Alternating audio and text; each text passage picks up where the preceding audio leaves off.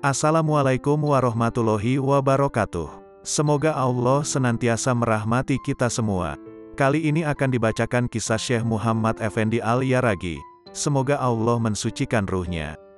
Aku tidak pernah berhenti untuk berdiri, karena cintamu, di tempat di mana akal kebingungan. Abul Hasan An-Nuri. Ia adalah seorang imam yang saleh dan dihormati oleh setiap orang. Ia mengeluarkan khazanah ilmu dengan adabnya yang tinggi. Perkataannya merupakan pedoman bagi perjalanan sang salik. Cahaya ilmu surgawi bersinar dari keningnya. Ia gagah berani dalam pertempurannya melawan penjajahan Rusia pada masanya. Ia mempunyai kesalehan sejati dan iman yang sangat murni. Ia tawaduk terhadap semua orang. Tanda-tanda kesempurnaan ada padanya, egonya ada pada kendalinya. Ia menganjurkan orang-orang untuk mengikuti tarekat Naqsyabandi dan mendukungnya, baik dengan lisan, perbuatan dan dalam hati mereka. Ia bagaikan sebuah taman mawar di mana lebah akan mengumpulkan nektar dan menghasilkan madu terbaik. Orang-orang berlari ke gerbangnya untuk mendapatkan kebahagiaan di dunia dan akhirat.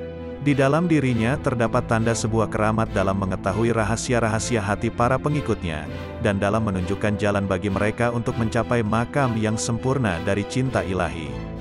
Ia adalah seorang sufi besar, seorang arif yang terpandang di seluruh negeri yang mengelilingi Dagestan. Ketenarannya tersebar hingga ke Turki, Persia, dan di seluruh negeri di Arab. Hatinya dipenuhi dengan keikhlasan. Ia mempelajari ilmu lahir dan batin. Ia adalah seorang ulama Quran dan hadis, dan ia menguasai ilmu fiqh. Ia juga menguasai ilmu kimia, astronomi dan logika. Ia merupakan rujukan bagi setiap ilmu. Ia melatih murid-muridnya yang jumlahnya ribuan. Di siang hari ia mengajari mereka strategi militer untuk menghadapi Rusia, dan di malam hari ia mengajari mereka spiritualitas. Ia sangat jarang tidur, seringkali hanya tidur tidak lebih dari 2 jam sehari. Makanannya seringkali hanya air, dan pakaiannya hanya satu-satunya jubah wolnya. Ia sangat terkenal di seluruh Dagestan. Ia hidup di zaman seorang tiran terkenal, Shah Syamus, gubernur Dagestan. Ia dilahirkan di desa Kural, di Sirwan, Dagestan pada hari Selasa, 2 Zulqoidah 1191 Hijriah, 1777 Masehi. Ia bertubuh tinggi, berkulit kuning langsat, janggutnya putih dan matanya hijau, suaranya lembut. Dari kata-katanya, ia pernah berkata, jika para pecinta dari Al-Ahad berbicara mengenai cinta mereka terhadapnya, dari apa yang mereka gambarkan, setiap pecinta akan mati. Seorang murid tidak menginginkan apa-apa untuk dirinya kecuali apa yang Allah kehendaki baginya, dan ia tidak memerlukan apa-apa dari alam semesta, kecuali Rabb-Nya. Jika seorang murid setelah 5 hari berpuasa kemudian berkata, "Aku lapar," ia tidak cocok berada di tarekat kita. Depresi dalam hati berasal dari 3 penyakit: kehilangan harmoni dengan alam, menjaga kebiasaan yang bertentangan dengan sunnah, dan berkumpul bersama orang-orang yang korup, fasad. Ketika hati putus asa dalam memvisualisasikan zat Allah, dia mengirimkan sifat-sifatnya kepadanya yang membuat hati itu menjadi tenang, diam dan menjadi gembira. Melihat adalah untuk mata, menyaksikan, musyahadah, adalah dari hati. Penyingkapan, kasyaf, adalah untuk rahasia-rahasia, asrar, dari penglihatan. Kapankah Allah menjadi tidak ridha terhadap hambanya? Yaitu ketika hambanya merasa jengkel dengan lamanya berlangsungnya majelis zikir. Jika cintanya untuk Allah adalah benar, maka itu akan seperti sekejap mata. Kematian menyangkal kebahagiaan bagi orang yang mencintai kehidupan duniawi. Allah tidak akan mengangkat orang yang mencintai uang. Cinta seorang mukmin merupakan pelita di dalam hatinya. Islam adalah menyerahkan hatimu kepada Tuhanmu dan tidak menyakiti orang lain. Sebagai tanda ketawadukannya, ia pernah berkata, "Jika ada pengumuman di masjid, orang yang korup, fasad dipersilakan keluar, aku akan menjadi orang pertama yang pergi." Barang siapa yang datang kepada Allah dengan hatinya, Allah akan mengirimkan hati semua hambanya kepadanya. Aku melihat karya Allah di dalam manusia, tetapi gagasan palsu mereka sendiri membuat mereka buta dari penglihatan ini, dan aku mendengar zikir dan tasbih yang tak pernah berhenti dalam diri mereka, tetapi telinga mereka tuli terhadapnya. Tidak semua orang dapat memakai pakaian dari wol, untuk memakainya diperlukan kemurnian hati. Barang siapa yang memakai pakaian wol dengan tawaduk, Allah akan mengangkatnya dan cahaya bersinar di dalam hatinya. Barang siapa yang memakainya dengan takabur dan sombong, Allah akan menghinakannya. Ia mempunyai kebiasaan untuk menempatkan murid-muridnya untuk berkholwat secara bertahap.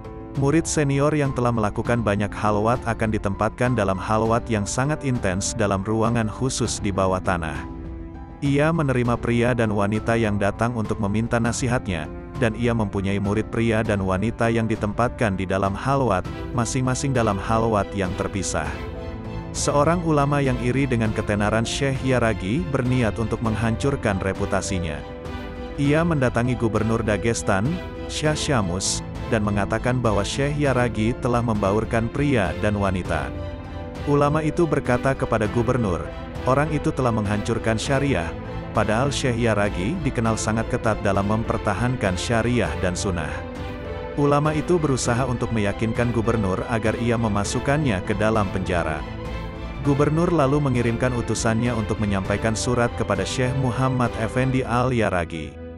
Syekh membaca surat itu dan ia mengatakan kepada utusan itu, "Tunggu. Aku akan mengirimkan hadiah untuk gubernur dengan syarat jangan dibuka sampai aku datang ke sana."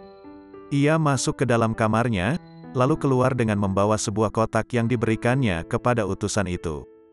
Gubernur menerima kotak itu dan ia merasa ngeri ketika terpikir untuk membukanya. Saat sidang Sayyidina Muhammad Effendi Al-Yaragi datang dengan seluruh muridnya. Ketika ia masuk, gubernur berdiri. Orang-orang yang melihatnya berdiri tahu bahwa pasti ada sesuatu yang terjadi, karena ia tidak biasa berdiri untuk menghormati seseorang. Syekh berkata, "Bukalah kotak itu." Ia membuka kotak itu dan mendapati sepucuk surat di dalamnya. Di bawah kotak itu terdapat arang yang menyala. Di bawahnya ada sehelai kain, sama sekali tidak terpengaruh dengan arang itu. Dan di bawah kain itu terdapat bubuk mesiu. Ia berkata, "Bacalah surat itu." Gubernur membuka surat itu dan membacanya dengan suara lantang.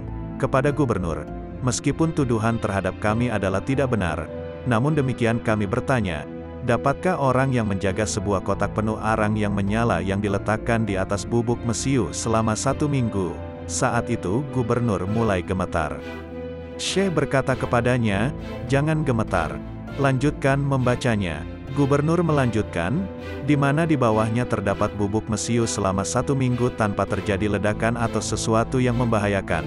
Apakah ia tidak sanggup menjaga murid-muridnya pria dan wanita dari ledakan akibat nafsu mereka?